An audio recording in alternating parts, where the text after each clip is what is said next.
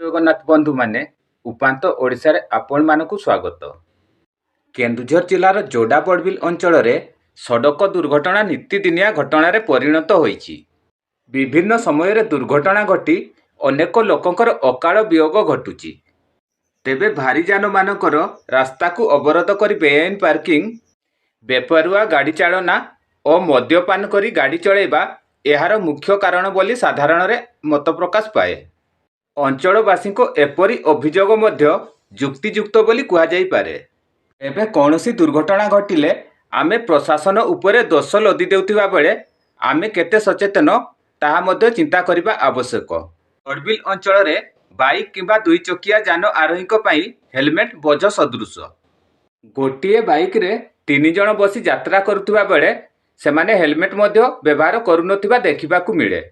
ନାବାଳକମାନେ ଦୁଇ ଚକିଆ ଯାନ ଚଲାଉଥିବା ଅନେକ ଦୃଶ୍ୟ ଦେଖିବାକୁ ମିଳେ।